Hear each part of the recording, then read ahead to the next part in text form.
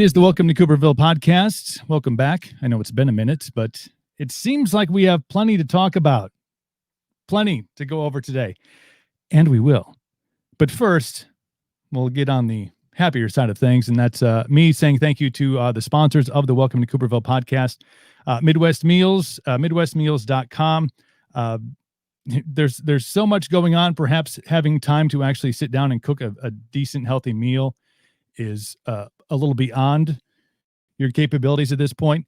Midwest Meals has 13 rotating meals for you to choose from, and it's super simple. They actually just implemented, this was just a couple of weeks ago, they have a new machine. I had Dan back on from Midwest Meals a while back, and we talked about their new fancy machine so they can actually keep your food fresher longer. So instead of lasting a week, you get like 10 days out of it. So you can really meal prep in a very simple way, and everything, of course, has all the numbers on there you need to know as far as your macro count, what kind of calories you're putting in, proteins, carbs, fats, all the good stuff. And you get 10% off your first order with the promo code Cooper at checkout, midwestmeals.com. Supporting local. Dan's doing great things over there at Midwest Meals. And of course, my friends at Monster Energy, always bringing the extra oomph into my daily life, because trust me, they talk about the 24-hour news cycle, and it feels like we're not even in the news. I'm just a platform for smart people to talk on. Don't ask me the questions. I don't have the answers. But you have to try to keep up with not only all the things going on with COVID-19, the rules, regulations, and the things going on in the world and nationally. And then maybe you have like things you want to do for fun and enjoyment and pleasure. Remember those things? Those were fun. I digress. But Monster Energy, and especially their new Monster Hydro flavors they have out right now. So hydration plus caffeine plus branched chain amino acids, all the good stuff for you from Monster Energy. Hashtag Monster Podcast.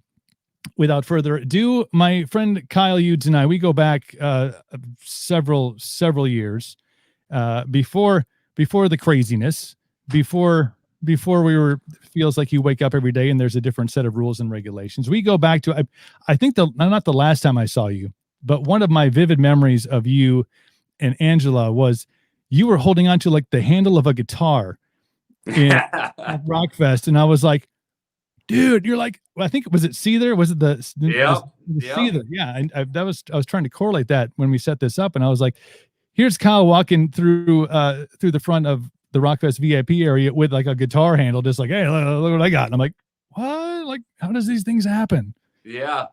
That was pretty crazy, because I really wasn't into Seether, because I seen them a couple times, and then they went into their encore, and it was like true 90s fashion grunge where they're just really just rocking out. And all of a sudden he started smashing his guitar, and I found myself flying up to the front of the line, and he comes out to the stage and tosses it up. I'm not afraid to say I did push quite a few people out, and maybe pushed it through a baby. I don't know. But yeah. I came up with that guitar, and it's hanging on my wall right now. So that's fantastic. And it's kind of correlating, I guess, to talk about things like that, because I mean, we were there and you've been there many years. I spent many years there. I'm still doing work out there for the guys at Chippewa Valley Music Festivals. But you think about those moments in time.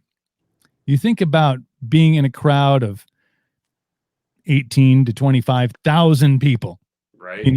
And you're there and you're doing your thing. Obviously, you're pushing babies out of the way, which I'm cool with. Like, it doesn't bother me any. But you kind of walk away from that, and you're like, that was cool, great experience. You never really think like, wow, that I would never in a million years say something like that. Those type of events that up here, especially in the Midwest, you literally plan your summer around, the weekends of the festivals around here, and to have those kind of things and a multitude of other things that didn't happen in 2020. 2021 is a huge question mark. Recipes for Freedom is the organization, the group that you were involved with. And I do have to ask, at what point, because you have a job. Yeah. You have a career. At what point during all of this do you go, it's not enough for me to just, maybe post my thoughts, or maybe talk to my significant other about my thoughts, or my group of friends and family, express how I'm feeling about these things. At what moment during the course of all this do you decide, getting involved is actually a calling and a passion of yours? Because it seems like it's really gone kind of next level with the things that you're doing. I wish I could tell you there was a point where I said, yes, I'm going to do this. Hmm. But the way it happened is I just happened to be made aware of a local health ordinance. And I went down and I met some people and I thought, wow, this is really good. I wouldn't do a rally this way because you're alienating some people. Whatever, it's cool. I met some people. And then through networking, I found myself getting more and more involved. And pretty soon I'm being handed a microphone and said, hey, you're used to this. Go talk. Let's do a rally. And so I do a rally, and then people are coming up to me like I have the answers. I'm like, I don't know. And it just kept on snowballing from there. And before you know it, I'm seeking some type of lawful action because I realized whatever, it didn't matter how much data we had or how many experts we could bring or doctors or whatever. We could provide A, B, C, and D for evidence, but all the people that were in charge would give us was a big F and a big U. So I realized we really needed to go a legal route. And so by doing that, I started having more questions and I started asking questions. I found the constitutional law group, and every time I had a question, they were there to answer it. And every question I had, it gave me 20 more questions. And so I dive in there, and pretty soon I'm hundreds of hours into research and just, digging in, and I'm feeling more passionate. And then the opportunity came up where they're like, hey, you know quite a bit. Why don't you join our team? I was like, I ain't ready for that. They're like, yeah, you are. You're there. And so at that point, when somebody finally asked me to join the team, that's when I sat back and talked with my family. It's like, do I do this? And they're like, you've been doing this. So I got dragged in. And even though I kind of knew it, I had little control. And then I looked back and I realized how deep I was. It might as well just keep going. And then I know you've done, a lot of events, a lot of speaking engagements, a lot of opportunities to get in front of people, and to have not just your voice here, but I think by default, since you do have some experience with a microphone or a megaphone, or just put something in Kyle, he's like, I'll tell the people what's going on. That's right. But to have all this opportunity, and I encourage people to go and check out Recipes of Freedom on Facebook currently. Obviously everybody at this point should be well aware there's giant question marks about what big tech does next with groups like this. But I encourage you all to go and see where Kyle's not only spoke, but where he's been. All the other great people involved in this organization are going and speaking. But you've had a chance to go and not just speak about constitutional rights and your unalienable rights as a citizen of the U.S., but you've also had, I'm sure, plenty of opportunity to listen to not just business owners, because there's a plethora of those out there who are really struggling to get through not just the COVID, but also the rules and regulations, invisible lines being, obviously there's a river that goes between Wisconsin and Minnesota. Right. There's a river. We all know there's a line, but when you go from one place to another, you have a different set of rules and regulations. I have a mother who lives out in California, completely different set of rules and regulations. So you've had a chance to listen to a lot of people and they voice their concerns about what's going on. What are some of the big things that you hear from the people that you've had a chance to not only speak in front of, but just to talk to either through the group or through other means? Well, one thing I heard, and it started early. As you know, I'm an insurance agent. I own small business under a banner of another one. And I started hearing and seeing these heartbreaking stories, people that poured all they had in. They just took out big loans and started a business. And now it's taken away because who they were selling to or who they're providing to is dried up. And there's so many business owners that, I listen to them cry. I've had business owners tell me that their family life fell apart because of all the stress. And so it was really weighing on me. And then as everything progressed and I got deep into this fight, you start hearing, about what's going on in Minnesota, how the government's putting restraining orders on owners of businesses against their own business, and they're reaching out to me asking, how is this even possible? How are they injured in any of this? And all the tragedy that comes with it, single parents that are just struggling to survive as it is when their business is up and running, and now they're totally shut down and they have to take care of their kids, to people who can't go see their dying loved ones in the hospital or nursing home. So it's pretty crazy. And I have a really good friend out in LA, and he keeps asking me to come out there. And it's like, I can't, I'm sorry. I come out there. What are they going to do? We're going to sit in your house if I'm even allowed to get on the plane, Right. So, and for a while there, Wisconsin was on a no-fly zone to California, which is just crazy to think about. But there's so many heartbreaking stories, but more and more, there's so many inspiring stories. When I started Recipes for Freedom, it was because I did an interview with the man who's running for governor in 2022, Jonathan Wickman. And he said right before we did the interview, create a page. I was like, I don't want to create a page. And he's like, no, trust me. You're going to have a bunch of people jumping all over your Facebook page, create a page. So I did, and he was right. I mean, just it exploded. And I was originally just doing it to talk about what I'm doing here in Wisconsin and to answer some questions that I had answers to and that I've had to ask. And it wasn't long before I had gym owners from Oregon reaching out to me. I had people from Arizona, Florida, New York reaching out to me. And some of them were just, hey, thanks for standing up. But others were like, hey, how do I get help? And so that really has driven me. Now I'm pretty much doing 2 full-time jobs.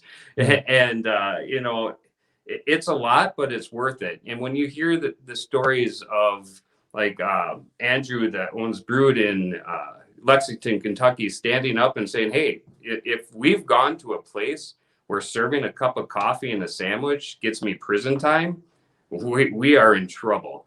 And he stood up against his government and won, just by standing up and saying, hey, yeah, I ain't doing this. So stories like that really inspire me. Or Lisa at the Interchange, who we did a protest to, or for and with, in Albert Lea, Minnesota, who said, you know what, I either close my doors and lose everything, or I lose everything or risk losing everything, and at the same time say, no more, you're going to have to go over my dead body to take my business away.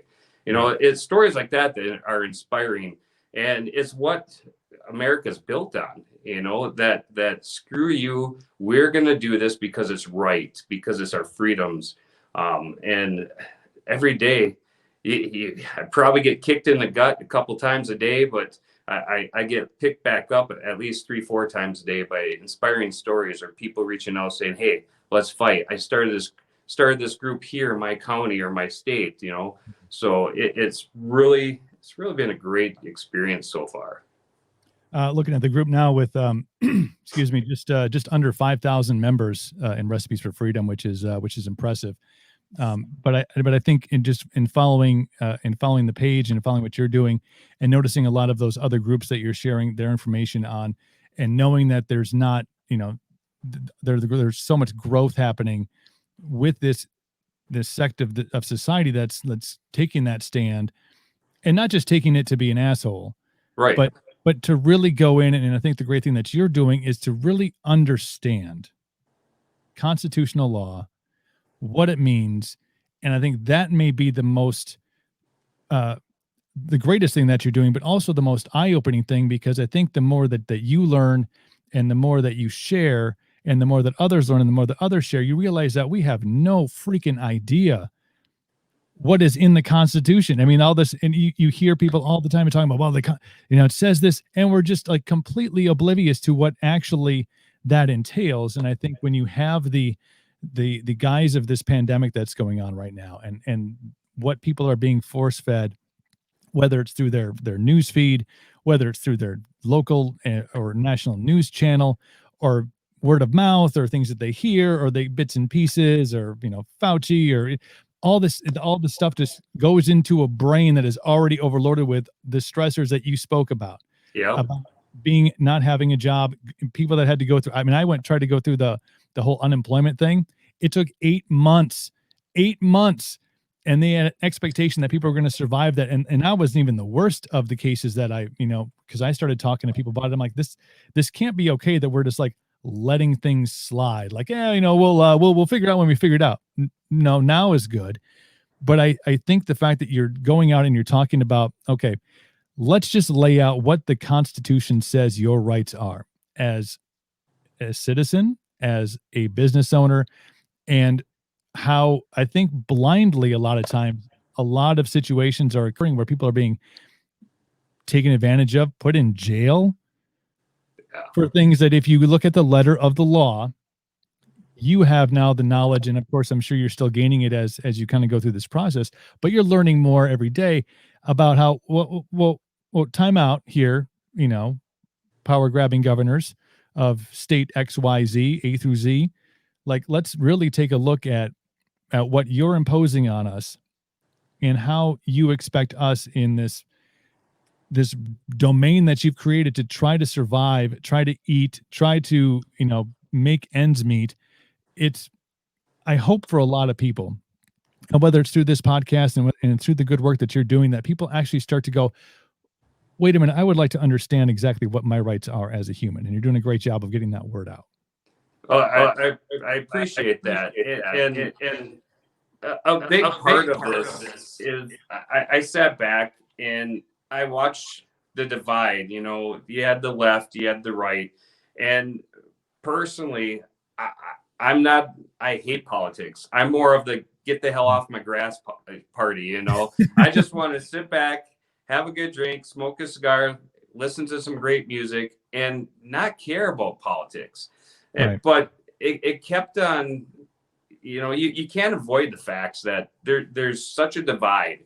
And the thing I love about the Constitution is it's not a red thing. It's not a blue thing. It's a red, white, and blue thing.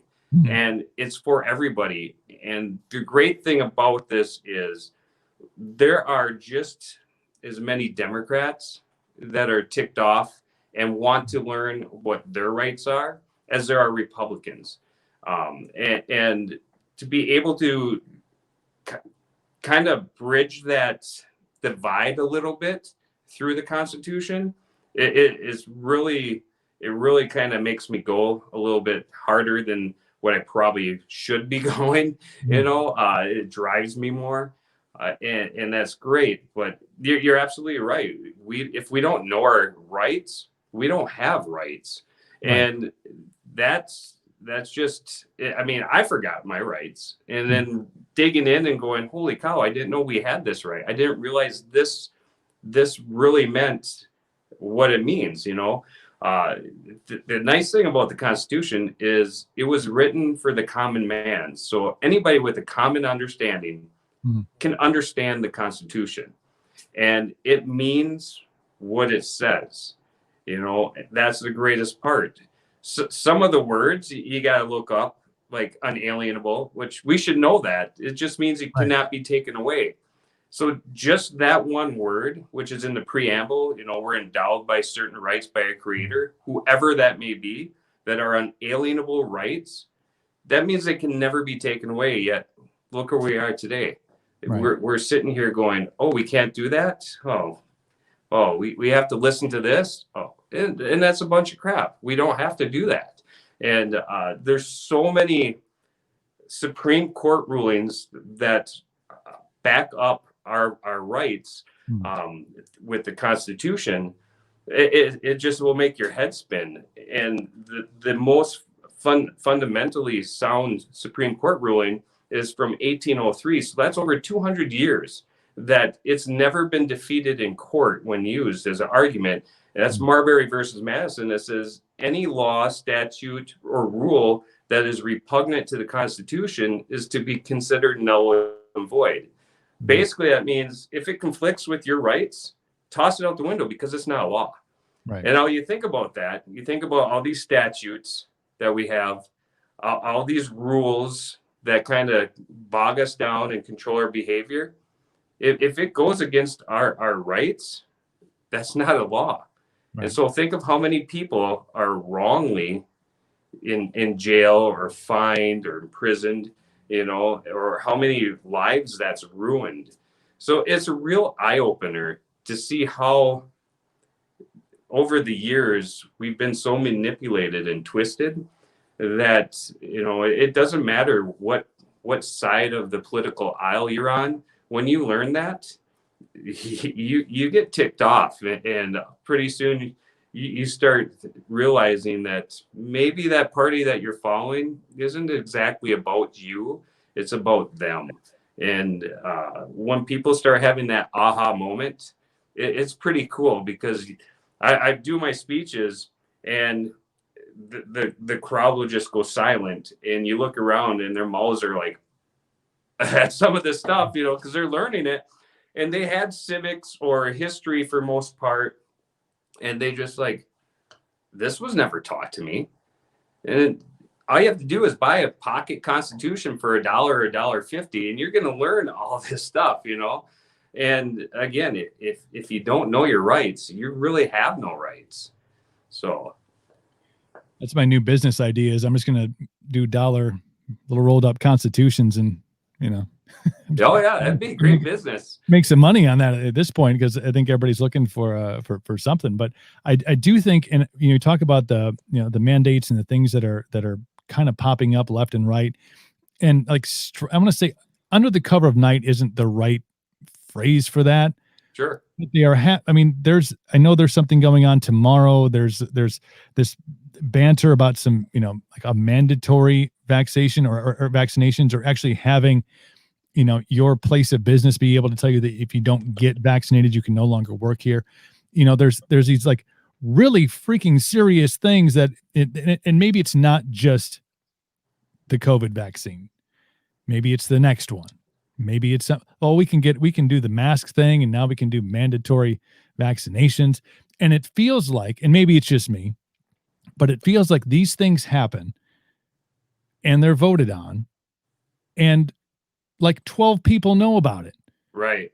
There's not, and I'm thankful for groups like yours, because you are getting out and saying, hey, whatever side you're on, whatever your beliefs are politically or masks or whatever, to put that kind of verbiage in front of somebody's face, and they go, wait, mandatory? Like you could go into my kid's school and vaccinate him, and I wouldn't have a say in that. Like there are it's a slippery slope of things, right? Especially when you're talking about unelected officials in positions of either making the decisions or having influence over those who make the decisions. And I think things are starting to get a little scary, because hopefully through groups like yours and the platforms that are still available to you, that word is getting out, and people that were maybe not really, they're not really tuned in. They're like, yeah, I'm just gonna, I'll do the mask thing, and I'll do the thing, I'll do whatever. Then they go, wait a minute, you want to do what? Like, yeah. There has to be, I think, an eye-opening experience for somebody to see something like that printed up and go, what I like to raise my hand. How can I get involved in this meeting? How can I be out there either to protest or to stand, in front of the council and be like, I have a problem with what you're saying. We, the people, have some questions, and you, the people we put in this position, need to answer them. Yeah, that's been something that's been an eye opener to me too, because I had the same question. How can you, who has no accountability to we the people, be doing this. And the way that our local health ordinance came about, it just, there's so many questions. And so when I started digging through the Constitution, I find out, oh wait, our forefathers were geniuses. They've, I don't know how, but I'm not going to question it, but they foresaw so many, for lack of a better term, evil avenues that could be gone down, that they really understood, and maybe is exactly what they had seen in their lifetime from being under a king's ruler, or dictatorship and everything. But they made and they put into the Constitution rules for our legislators, whether it's the federal, our states, our local legislators. They can only legislate on certain things, and that's found in Article 1, Section 8, and bound by Section 9. There's nothing about our behavior. And we've all heard of our Miranda rights. That comes from the Supreme Court case, Miranda versus Arizona. And, the Fourth Amendment was huge. You have the right to be secure in your person, your papers, your property, all that stuff. Well, it also says in there, when it comes to laws where the Constitution is concerned, there can be no laws or statutes that abrogate our rights. In other words, that takes away our rights, that throws them away. And this is another Supreme Court ruling that's never been overturned. And it's been long time standing. So we come to this, and there's so much out there that's already been determined in court cases, Supreme Court cases, that say no emergency can take away our powers, and yet they're doing this. So when it comes to our local health officers and unappointed officials making these rules, I feel like it's my duty to try to get it out there that, hey, look, they don't have this opportunity. They're trying to do something unlawful, and it's criminal. And we have to start putting these criminals in check and getting them out of office, whether elected or appointed. And once that happens, I think you're going to see a huge turnaround. And it only really takes that one bigger elected or appointed official to go down, and then a domino effect.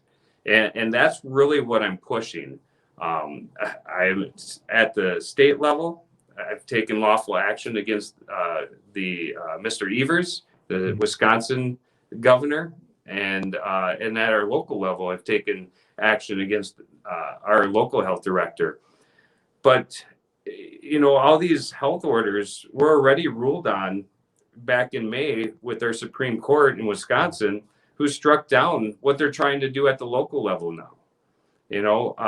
We had an instance in my city where it wasn't too long ago, I think it was 2 or 3 months ago, where the Wisconsin governor said, I'm going to out these businesses that are allowing people to come in. And if there's any contact tracing back to their establishment, I'm going to out them in the media. The Supreme Court said, no, you can't do that. But yet you got local health officers. And in my city, this was just happened last week, where somebody found out they had contracted COVID or tested positive, self quarantine. The holidays happened, came back after that quarantine was up, opened up their business again, and the health department went and outed them when there's no contact with anybody. So they're going against all these rulings because it didn't go in their favor. So we really need to hold these people accountable. And the biggest part of what I'm doing is just trying to educate, get the word out there. Hey, these are your rights. You got to stand up, and you got to start networking. So if this county has an issue, you get your group of people together and you deal with it. You hold these elected and appointed officials to the fire, and you make them your servant, because at the end of the day, we the people, we are sovereign. And the definition of sovereign is something like a king. And if you think about back in the day, a king, he had all the power, he had all the rights. And the servants, while they may have been somewhat free, had some rights, they don't have rights. And that's the same thing to this day. Our elected bureaucrats and appointed bureaucrats, they don't have the same rights as we the people do, because we are the masters and they are our servants. And we have to put them back into check, and let them know that we're not going to stand for what they're doing, because it has, I do believe they are the reason that there is such a great divide. I mean, 10 years ago, if your candidate lost, you might have got some ribbing out of it, but it wasn't where you were ready to throw down. The way that politics and everything else has created such a divide, it's so sad. It really literally breaks my heart. And I hear these stories, and not so much in the younger generation, but the people that are in their 50s, 60s, 70s, and they're going, my God, I don't recognize this country. And their tears are flowing in their eyes. It's heart-wrenching, and that it just, makes me fight harder for what I'm doing, and it's not just me. There's a great group backing me. So, I think a lot of I hate to say perfect storm, but I flash back to a time in the spring when the phrase was 15 days to flatten the curve. yeah. Okay? And it's 10 months later. Yep. And all of the things that have been implemented, all, between lockdowns, and states that are still going through lockdowns. Again, I just spoke with my mom out in California yesterday. And she hasn't been able to, not that it's a big deal to her, but she hasn't been able to go to the beautician and get her hair done Yeah. in 10 months. And, Wisconsin had a little bit easier, but because of what the Supreme Court did in striking down those orders from Evers, opened some things up. But again, then as you mentioned, then we had to deal with some health department, stuff and mandates, and everybody was kind of confused on what that meant. And so now we have to. We don't have to. It's like a strong suggestion, and I think people are so mentally fatigued, not just because of the political arena and all the things that have been going on. We had the strangest, because of COVID, like one of the bright spots was there was like no political ads, there was like six, and they all ran in a week, Right. Nobody, because everybody was, there was like one debate, and then there was, we all know how that went, or two debates. We all know how those went. But I think you kind of missed out on that. But even that, it was so draining just because of all the, like I said, you wake up every day and it's different rules. And then you wake up the next day and it's like, okay, my kid doesn't have school. So my kid lives here, your kid lives here, and he has school, but he doesn't. Okay. Like, right. Okay, how does this, and I understand, different areas and different hotspots and things like that. But I think the one big thing that's like not being talked about, and maybe it is in certain circles, is like this complete lack of self-responsibility. Like if you're sick, don't go out. If you know you have, what is the average now? I think it's like 2.5 comorbidity factors. If you know you have some underlying health issues or you're over a certain age, there needs to be extra precaution taken. We get that. But I think that what we're falling under, and why this, understanding the constitutional rights, is that everybody's being kind of put in the same bubble, yet this whole thing isn't affecting people the same way. Right. And that doesn't, and you want to cross section that bubble with the fact that now we're dealing with what is going to be a major mental health issue. And all those, like the reason that society was set up the way it is, the reason that it functions or semi-functioned, it didn't really ever function smoothly. We know that. Yeah. But the reason that it kind of worked the way that it worked is because your kids went to school, you went to work, your wife went to work, and you had like 6 hours together every day. And that was it. And you know what? And then you had the weekends, and you did fun things on the weekends, and then it was great. Yeah. But when you started to have, and trust me trying to learn new math, Nobody wants that, dude. Like nobody is like, I'm like, no, this is not how you do it. You all these stressors that get added in, you're home together all the time. You want to go out and do something, but you can't do it. It leads to this mindset that, and I think has led to a lot of, I don't want to say the political uprisings, and I don't condone anything that happened last week. I think that's horrible, but you have people are stressed the F out. Yeah. Man, they were like on edge, losing businesses, losing money, dipping into their 401ks, having to completely start over. Nothing in their life is normal.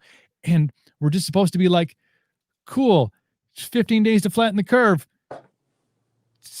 10 months and 15, like we're all like on this, like, well, 2021 is gonna be better. I present to you the first 11 days of 2021. Yep.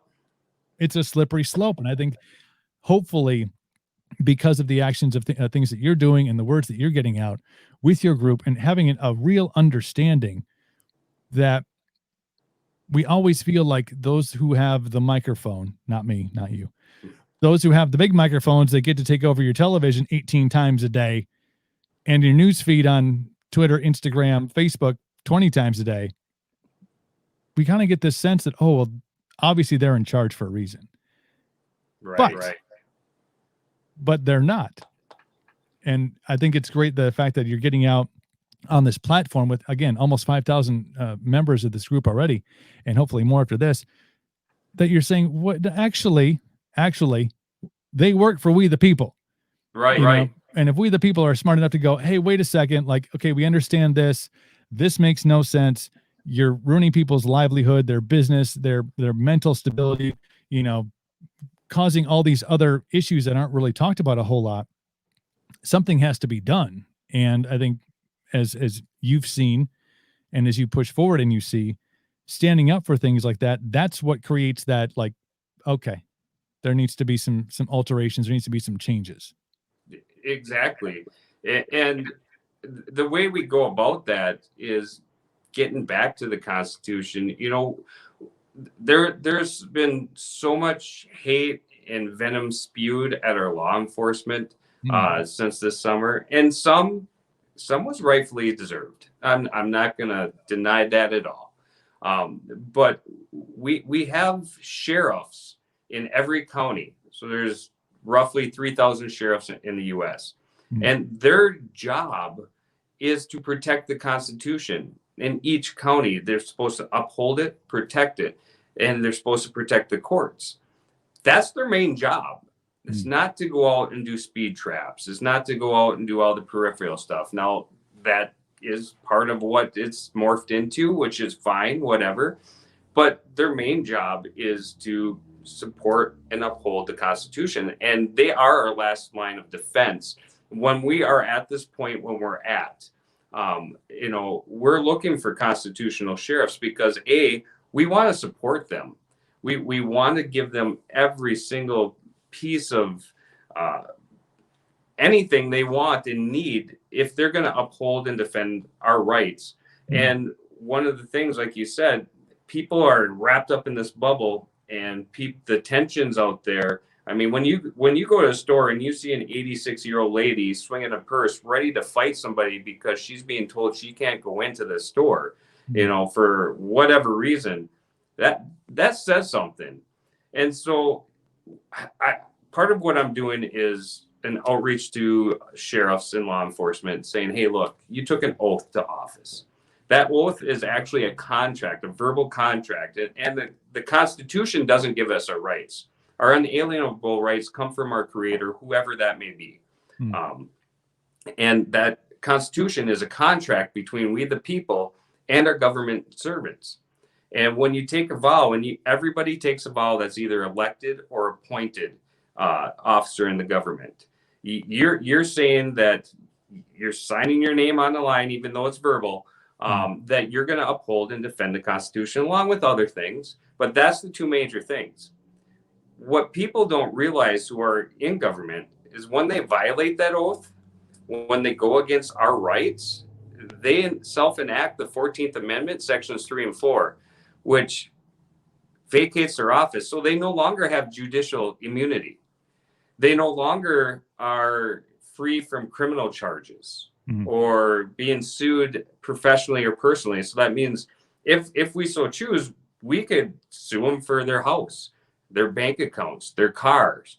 I'm not saying that's what we want to go out and do, but when we bring that forward to these people, it slaps them in the face and lets them know, hey, whoa, maybe this person's right. And so part of the education isn't just to everyday people, it's going to the sheriffs and it's telling them, hey, look, here's the sheriff's handbook. It goes through your duties. It goes through the Constitution. Please give it a read. We want to be here for you. If you're going to support us, we're definitely going to support you. We want to be there to help you fundraise. We want to be there to do back the badge events, community relations, or if you need anything, reach out to us. And if you're going to uphold our Constitution and back us up, we are going to campaign for you. We're going to make sure you are our sheriff as long as you want to be. And it's getting that message out there that is really huge. And I've had one sheriff say, I don't want anything to do with, what you got to say about the Constitution. But every sheriff will say, I'm a constitutional sheriff. But then he'll say, well, I'm not going to stop a store from kicking you out. Really? Why would you allow a crime to happen? Right. Because we have rights. And one of the biggest fallacies out there is, well, it's a private business, they can kick us out. Well, no, they can't, because if you're a business that's open to the public, you have to abide by discrimination laws. You cannot just kick somebody out because they walk into your store. And if somebody doesn't wear a mask, and I don't care if you wear a mask or if you don't, that I don't care. I care if you tell me I have to do something because I have rights. If I want to do it, I'll do it. If I don't, piss off, So by you just walking into a store and not wearing a mask, that's not causing a disturbance. So you have to cause a disturbance or cause destruction to be trespassed from some place, unless you've already gone through that whole system and had your due process. So if a store tells you or a business says, hey, you can't be in here because you're not wearing a mask, they're discriminating against you. You have that right to be into any store. And you'll hear people say, well, you have curbside pickup. No, that's not an equal accommodation, because you're paying more. Or if you go online, you don't get to go in there and pick up this, or you don't get to see what's on sale for that week, in the bargain bin or whatever. You don't get the exercise of walking around. You don't have the same experience. So it's not equal. That would be the equivalent of saying, hey, you're a minority. We have a restroom for you, but it's around back of the store. We still provide you with service, but it's not the same thing, and we've went from in the 60s, it was minorities that were under attack. And then after 9/11, there was certain sects of religious organizations under attack. And now it's this virtual signaling that if you're not wearing a mask, you're a bad person. Or if you say, hey, I have a medical or religious exemption, you're a bad person. So it's discrimination. It may not look the same, but it is the same. And it's a criminal offense. You have rights, and there's federal laws that are out there, like Title 18, Section 242 of U.S. Code, deprivation of rights under color of law. Everybody thinks that when the governor says there's a mask mandate, you have to do this and that it's a law. Well, it's not, because the governor can't make laws. The judges can't make laws. So because people think it's a law and they try to use it, that's when you're depriving somebody of their rights under the color of law, which is something that seems like a law, but it's not. Right. And so we go to the sheriffs and say, hey, look, if you just go to these businesses and say, hey, you're breaking this law, you're breaking this law, knock it off. You're going to have happier customers. You're probably going to do more business. And on the sheriff's side, they're not putting their officers at risk. They're not putting them at risk physically. They're not putting them at risk financially, and they're not putting them at risk of losing their job and maybe jail time. And some officers or some sheriffs have said, yeah, that's actually a great idea. I can nip that in the bud. And others are like, well, I won't make you wear a mask. I won't enforce the 25 or the 50% occupancy, but I'm not going to stop that. Like, so you're not going to stop a crime, so it's an educational piece. And to go into a sheriff or law enforcement and say, hey, look, you're wrong, doesn't always go so well. Really? But, I feel like every time I've tried that, it's gone really well for me. Never gone well. But I've had great success, because once I say, hey, look, I understand you're doing your job. And I'm not saying you're an idiot. I'm saying this is the actual law. Here it is. Please look it up, read it. And when they do, they're like, oh my gosh, thank you. And they walk away. And so, I don't want to see, I come from a long line of law enforcement. I have a brother in Detroit that's a police officer. I had an aunt out in Eagle County, Colorado, that was the sheriff's deputy. Both my grandfathers were police. My wife's uncle is the sheriff of Ashland County. I mean, so it goes a long ways. I have the utmost respect for law enforcement, and I don't want to see them hurt anyway. And so I enjoy being able to talk with them. I have sheriffs calling me saying, hey, I heard I need to talk to you. And we have a great conversation. 2 hours later, he's like thanking me, offering to buy me lunch or whatever when I'm in the area, Right. So it's a lot of fun to do that. But at the same time, we shouldn't be at a spot in our history where we have to educate our law enforcement and ask them to do our job, And so just reaffirming that we have rights and we're in control, that's the battle right now. And it honestly, it sucks. I wish I could be ice fishing as much as I could right now, but the only ice fishing I'm doing is to put a couple ice cubes in a drink at night. That's just to take the edge off of the day. Yeah. I think that it goes back to that whole being educated about how the system works, and I think just because of the fact that, and not everybody. You mentioned a couple of groups that they're kind of in a different mindset where it doesn't always work this way. The law enforcement rules and regulations aren't always in their favor, but for the majority, we've kind of gone through a long period of time, and not forever, not since the beginning of not since the Declaration was signed, but this long stretch of time where it's been like right and wrong, and I can kind of do what I want in the middle. But now we're in this weird, and everything is messed up. I mean, it's science has got 14 different answers, and state to state, county to county, city to city, it's all got different rules and regulations. Everybody's kind of like walking around cross-eyed. But what I think that leads to is a lot of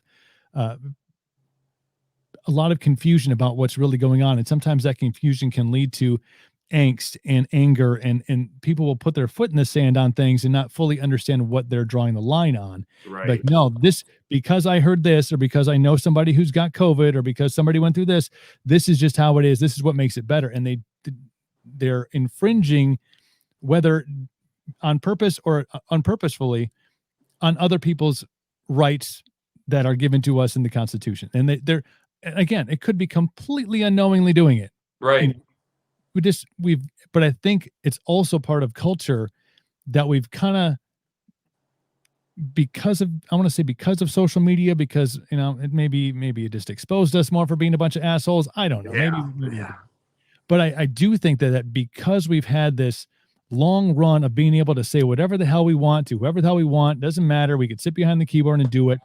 Now I think we're coming out of the internet and we're able to spew our thoughts on everybody else. Right. Because I think that you should wear a mask and you're not wearing a mask in public. I'm just going to cause a scene.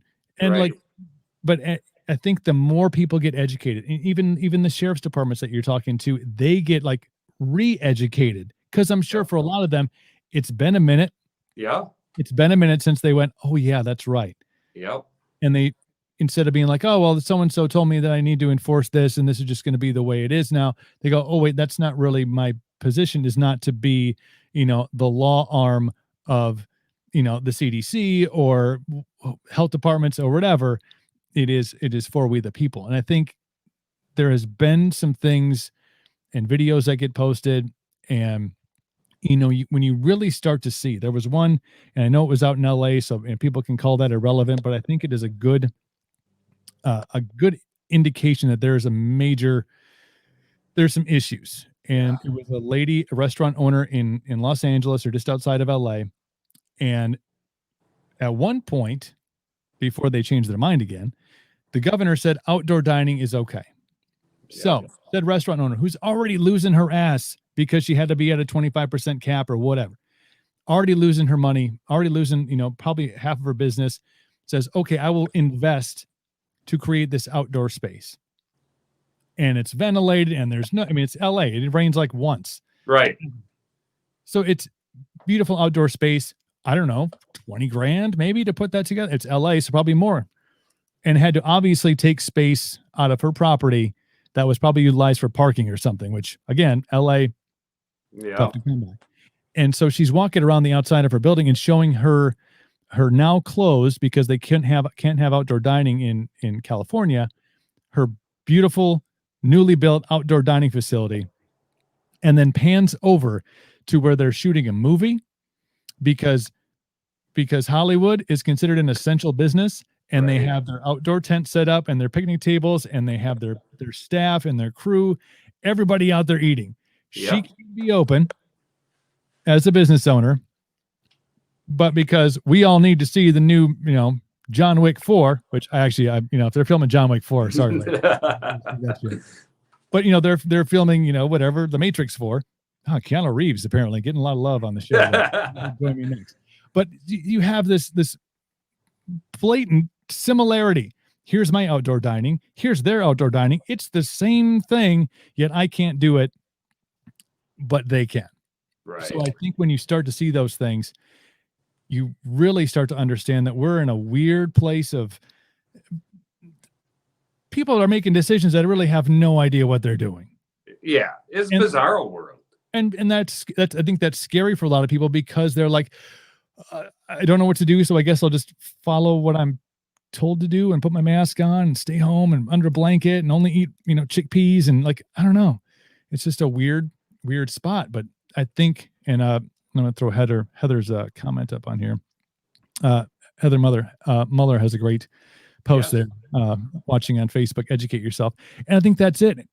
But the problem comes that everybody's so effed in the head right now because of everything else going on. Like, I don't know if I have the mental capacity to do it, but but from you, Kyle, what are some of the basic rights that people need to understand? I know you've talked about a lot of them during this. And again, if you're watching on Facebook or on YouTube or on Twitch, thank you so much. Feel free to jump on and leave a comment or ask a question. Kyle's got a lot of great knowledge and done a lot of great research on this.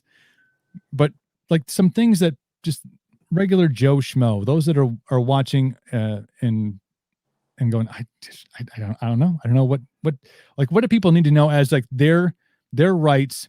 What can they do?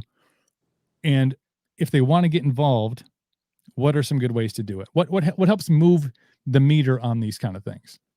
Oh, I mean, to me, every right is equal. Some will say this right outweighs this one, or the right, your First Amendment is the First Amendment because it's the most important, and then it goes down the line. Personally, you have the right to religion. So if you're trying to go into places, a lot of the religions look at mask as a satanic symbol. Okay. Other religions say suicide is against their morals. And CO2 breathing in the CO2 that's trapped in mask, that creates a slow suicide. So there's reasons people don't, either for religious or moral reasons, which all fall under your creed. So I think that's something to understand. That's why I hear the argument, no shoes, no shirt, no service. Why is mask different? Because shoes and shirts, and unless there's religion out there that I'm unaware of that makes it wrong to wear clothes, which I should do some investigating on that one. Where's the no pants religion? Like, where does what's the creed on that one? I want to add some questions. I mean, so you toss that out, but to me, the most important one is your Fourth Amendment, your right to be secure in your person, your papers, your property. Property doesn't just mean what you have tangibly in your hand or physically in your hands. It means your rights, and it means your body. It means your biological offspring, not children, but your biological offspring. So that's your property, and nobody can make you unlawfully do anything to damage yourself or even potentially damage yourself. For years, masks, when you're in med school, they have side effects. A mask is a medical device. They go over a whole time in med school of, hey, if you wear a mask for prolonged periods, this could happen or this could happen. Right. Same with vaccines. There is, and I'm not an anti-vaxxer, there are definitely some vaccines that are great. There are some vaccines that will never touch my body, but I don't care what you think. I'm just saying that there are vaccines that have history of a lot of side effects and some are death. So when people say I'm worried about my employment forcing me to get vaccine or forcing me to wear masks, look, you have rights. They can't force you to harm yourself. It's part of the Fourth Amendment. And as long as that's your argument when you go in, and always have the facts. Just like, we've all seen that guy or that girl that says to an officer as they're getting arrested, I know my rights. You can't do this. Oh yeah. What are your rights? Have the proof to back it up. Here you go. This is my argument and this is why. Have some base to stand on. Unfortunately, where we're at today is you're going to stand up. You're probably going to get knocked down and fired, but you have recourse. You have remedy because you can take them to court. And as long as there's not, you're stealing or you're doing this or you're being drunk on, or causing damage, you're going to have some recourse to go after that employer. And unfortunately, we're going to have to get to that point before, not only with our employers, but with our stores and stuff. And, I think part of all the confusion that's happening and is everybody, for the most part, is really good. They want to do what's good for everybody. Right. And when we start seeing stuff that doesn't agree with, it doesn't pass the eye test, it doesn't pass the common sense part. So we start getting like, what the hell? We get confused. It goes to what you were saying earlier. So everybody just is at a point where nothing makes sense anymore. And so they're questioning everything. And for some, that's making them go a certain way that's out of whack, and the others, the opposite direction that's out of whack. Really, that line's been so blurred now. We need to get back to black and white, and the Constitution's always black and white. It is the supreme law of the land. So what it says, it means. There's no degrees of your rights either.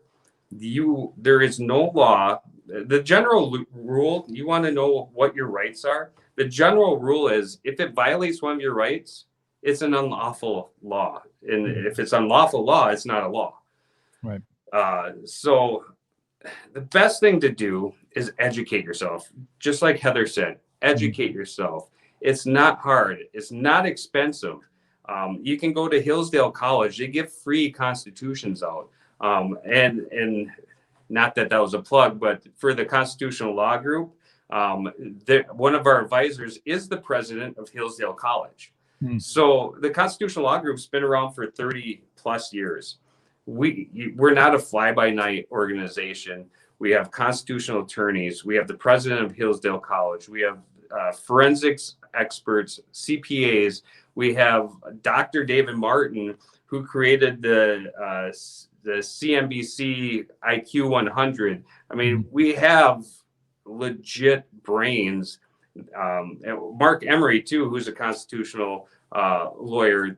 We have people that know this. They're not just spitballing ideas saying, "Hey, this is something I heard," or, you know, "I seen this on this site." This has been stuff that's been practiced for decades, and it's true.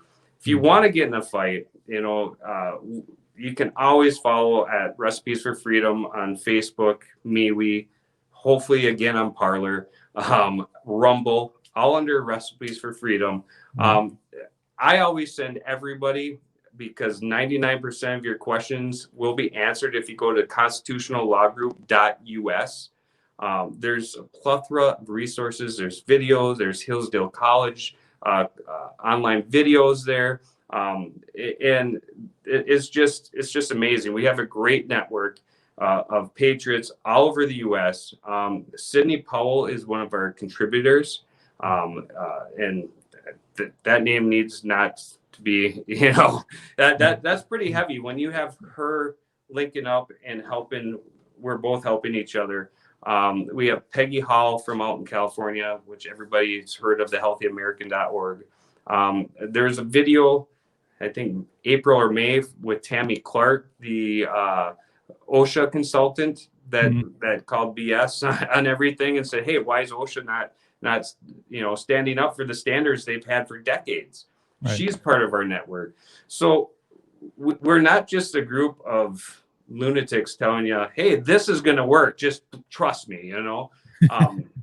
The best thing to do is start a group. You know, who people that are like-minded, that want to be free, want to get back to normal.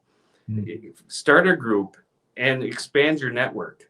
Do it county by county, and you have that group there for everything you need, not just to get back to normal, but in the future. If there's a school board that's going astray, get some of those people to run, or find somebody and really support them. If there's a sheriff that's struggling for whatever reason, go and support them. Law enforcement, there's a death in law enforcement, be there for them. You know, we need to get back to being a community and caring and uniting. There's always time to piss and moan about this or that, and we just need to get back to caring for each other. And if we want to turn our nation around and get back to being how we were, hell, even 15 years ago, we have to start locally and grow that out. So, you know, that's something I encourage everybody to do, is just find a group, get with that group, and go from there. And if that group doesn't work for you, I'm sure there's another group out there of like-minded people that want the best for the situation that we're at. Right. Got a great comment here from Cassie. Educating myself, but it's so hard when the masses are not educating themselves and just going with things and looking like the crazy.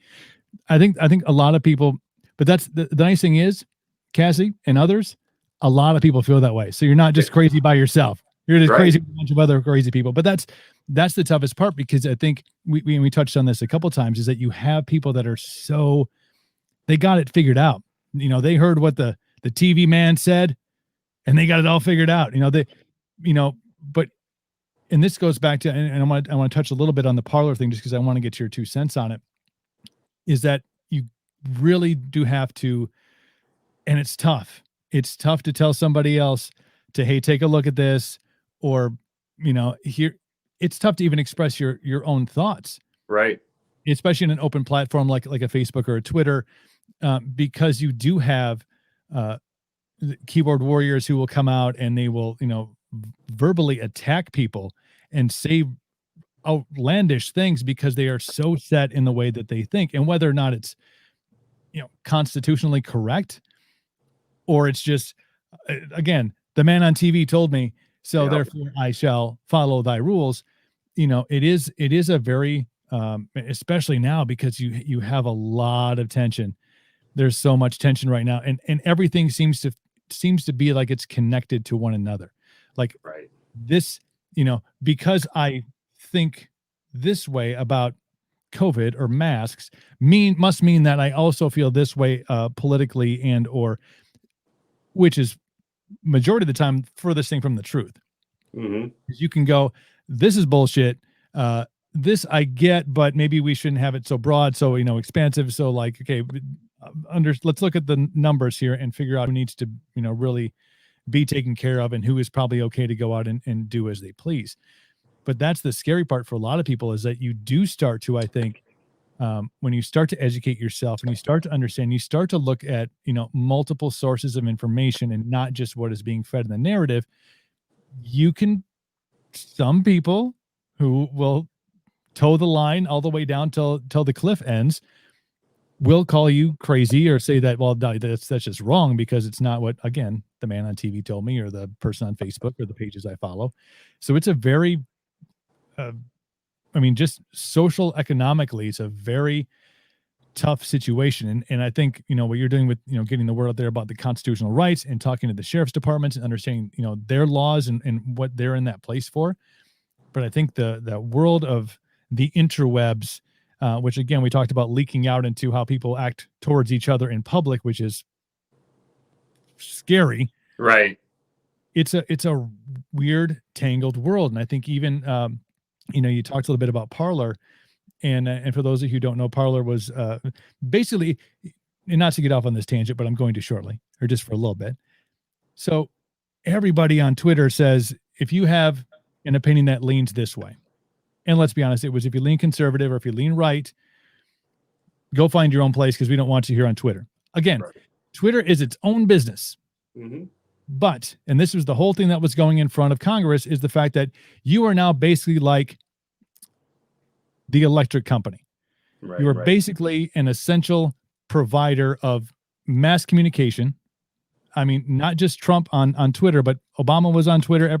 When Twitter started to blow up, it became this platform for communication and news and information and people being able to talk to one another. So they basically said, if you have these opinions, go and start your own place to talk about it. We don't want it here. Yeah. So they did. And then once, the whole thing with, the freedom of speech thing with Trump being banned off Twitter and all the other social platforms, you had big tech, Apple, Google, Facebook, Twitter, go after Amazon Web Services, go and shut down this platform you told them to go and build. Now, they'll come back online. I know they're working to get their service back up. And again, some of the crap that's on Parler is a little fucking crazy. I mean, let's not. Right. Yeah. Some of the things on Twitter and some of the things on Facebook and some of the things on Instagram and there's craziness all over the place. People don't pretend that it's not. Yeah. But the scary thing about that is even in a conversation like this one that we've had for the last, hour and 20 minutes or so, we're not pushing any agenda. We're strictly laying out, like, just know what you're talking about. Understand where you stand as a citizen of the United States, as a part of we the people. Pretty simple. If you want to wear a mask, wear a mask. If you don't. If you don't want to get the vaccine, get the vaccine. If you don't. It's not laying out an agenda or a narrative for anybody. It's just simply laying out fact. And I think where the scary part comes in is that if that's the tip of the iceberg, it's really a scary, slippery slope, because you won't be able to find out things. The Constitution will be there. I mean, go get your $1.50 pocket one and hold on to it. But information that comes out that is strictly based on fact, and as you said, black and white, it's written down. They wrote it in feathers under candlelight, people. Right. It doesn't be much more black and white than that. And they knew that many years ago. But I think it's a scary place for people who want to have not necessarily people that just lean one direction, but people that want to have information from both sides. They want to have information. They want all the info. If you have all the information, you are, as a human being, as a citizen of the U.S., you are able to make your own educated decision and choices based on all the information, not just this information, but all of it. Did the Parler thing kind of, I know you posted something about, having some fears about groups like yours being targeted next. Do you still have those fears? And what do you think about the whole Parler thing? Oh, definitely. And I did disable being able to have my followers comment, because quite frankly, there's a lot of rabbit holes that keep coming up. I mean, and I don't blame people for wanting to follow this or that or looking for hope. I think at this point, everybody on both sides is looking for some type of hope. But when, like, for instance, I've seen the same meme. President Trump is at whatever mountain and is going to speak at 9 p.m. Eastern for the last 6 days. It's like, well, he's 6 days behind now, and I get it. Again, people are looking for hope, but it's just when it got to the point where somebody would post a doctor or a stats expert that this has been this person's job. He is revered in his field, and now it's flagging my page because an expert said something that went against somebody's thoughts, or somebody just didn't like that, so they reported it. So I took that off because there is a lot of censorship, and I don't care. Like you said, mask, no mask. I don't care if you're Trump or Biden. You know what I care about? I care about the Constitution, and I want to know. I don't want to know, who you sleep with or how you vote. Are you a good person? If you're a good person, I don't care. I don't care if you're purple, and it doesn't matter to me. What matters at the end of the day is, are you good? And if I need you to defend me or you need me to defend you, can we count on each other? Right. And that's where we go with it. With the whole Parler thing, I was just watching some of Dan Bongino, who's an investor, and he was showing a Twitter pic from, I think it's the CEO of Twitter, that one of their apps is now number one, and he put a heart and he screenshotted it. It's kind of a slap in the face because Parler was number one. They were growing so fast because people are sick of the censorship. Whatever happened to the days where you could have a good disagreement, and if somebody got out of line, then you deal with it. Just because you have a difference of opinion doesn't mean that it's bad. And think about it. Never before in our history have experts in their field, world-renowned experts, been wrong because they're on the wrong side of an issue, or discredited just because. Or if you have the actual manual that says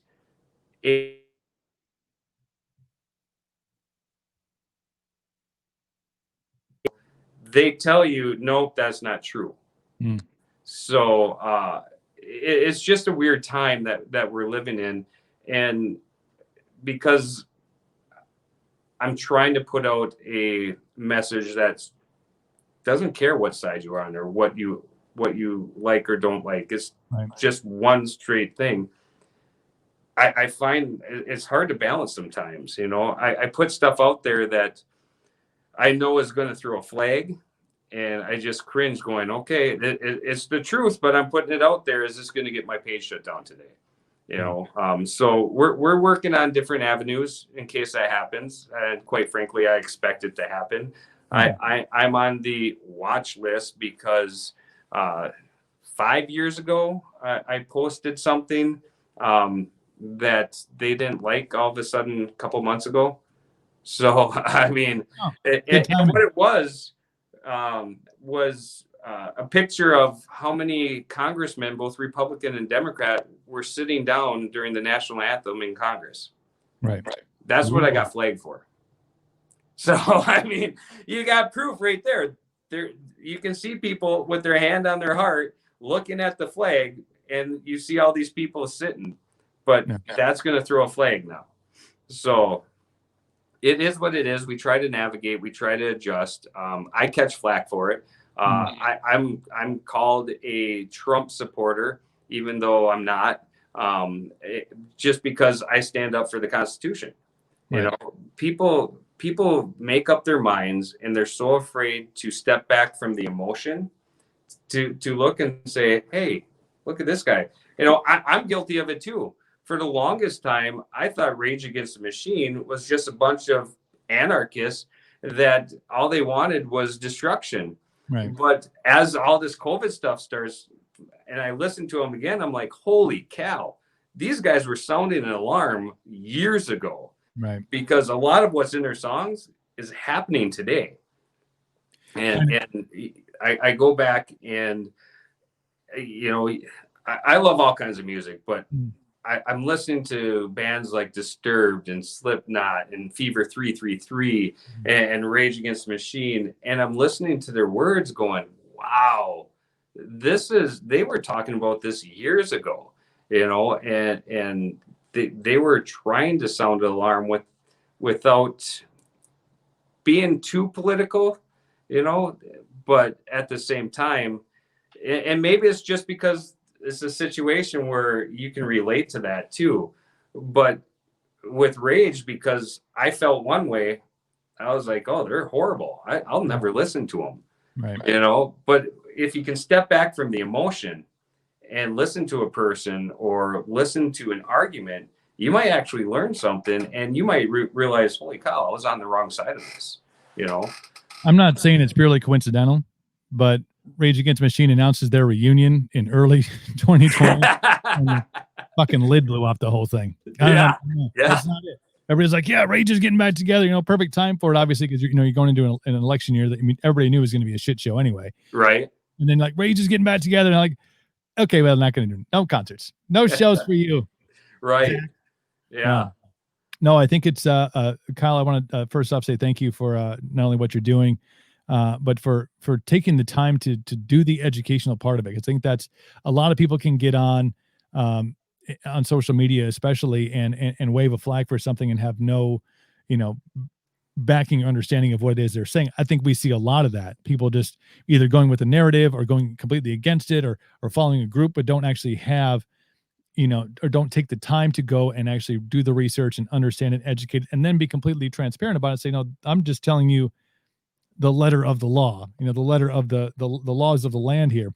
So I applaud you for that and for your group. Constitutionallawgroup.us is the website. I know you got a bunch of great resources on there. So in the show notes, when we publish the podcast tomorrow, we'll make sure we get that in there. But I do think that what you're doing is so important, because it does bring whoever watches this and on whatever platform, or, you know, we'll share the video after we're done here. We'll put it in the Recipes for Freedom page so people can watch it if they missed it. But to take the time to know what's right and what's wrong, and completely take the emotion out of it. We talked about that. Take that, the angsty feeling, that whether you have it because of you've been trapped in your house, or whether you have it because you lost your job or you're losing your business. If you just want to look at what am I okay to do? What's the black and white? We've said that over and over again, but what is, show me the way, okay, this is okay and this is not, and what's happening to us has a lot of big question marks. And people that are not in elected positions making decisions for us is something that I think everybody, no matter what side of the aisle, no matter what side of the mask mandates or you know, vax, anti-vax you're on, I think you need to understand and then make your decision. Okay, I understand the law. I understand exactly what's right and what's wrong according to the Constitution. Now, from there, I can make a decision whether it's based on that fact or my emotion or my beliefs still override that. Then, okay, make that decision, and that is yours to make. But at least have the knowledge behind it to go, okay, I know that it's not okay that they're infringing on these personal rights, but because of this, and this, these circumstances, I'm still going to go this way. But I think having that education and the fact that you're getting it out there, getting in front of people, you know, getting back on that microphone, which belongs in your hand, doing the damn thing. I applaud you, man. I appreciate everything that you're doing. I appreciate it. And the beard's growing in really nice for you. I even got a little bit of inspiration from you. I'll never be able to grow what you got, but telling you, it's all patience. You know, when I first started growing my beard, my buddy Phil's like, prepare yourself to look homeless for like 3 months. And I did. I just looked like Forrest Gump when he goes on that run. And he's like, I just started running, and then I didn't cut my hair, didn't shave. And then all of a sudden, You know, 2 years later, here we go. Wow. But cool, man. No, thank you for the time again. Constitutionallawgroup.us is the website. Recipes for Freedom is the group on Facebook. Go and join that. Find out all the stuff you guys got going on, because you are also posting all the information about things that are going to be voted on, and people should probably be aware of, because sometimes that doesn't make the local news or the headlines. Typically doesn't. They like to ignore it. But hey, here's a story about puppies. Yeah. Funny how that works. Yeah. Kyle, my friend, thank you so much for the time, man. I really appreciate it. Take care of yourself and your family. Go put some ice cubes in the glass and pour a beverage. That sounds good. Tequila time. Awesome, brother. All right. Thank you so much to Kyle. Going to wrap things up here and say, if you do want to know more about, again, what Kyle's got going on, constitutionallawgroup.us is the website, and Recipes for Freedom on Facebook. You can follow my show, of course. That's Welcome to Cooperville on all platforms for now. See what I did there? Dramatic pause for effect. But we're on Facebook, we're on Instagram, we're on Twitter, I think we still have a Twitter account. And also on Twitch, twitch.tv/No Limit Cooper. You can follow the show. You can catch up on all the clips. You can watch this video over and over again to your heart's content, and YouTube as well. We'll be on there. So thank you. Until next time, we do have Dr. Jay LaGuardia going to join us coming up on Wednesday. We're going to talk more about COVID-19. We're going to talk about some of the things that you're not being told about how you can take care of your damn self. Supplementation, exercise, sleep, vitamin D. We're going to talk about all that coming up on Wednesday right here. Thank you so much for listening. Have yourselves a great night, and I'm going to go make myself a cocktail. Peace out.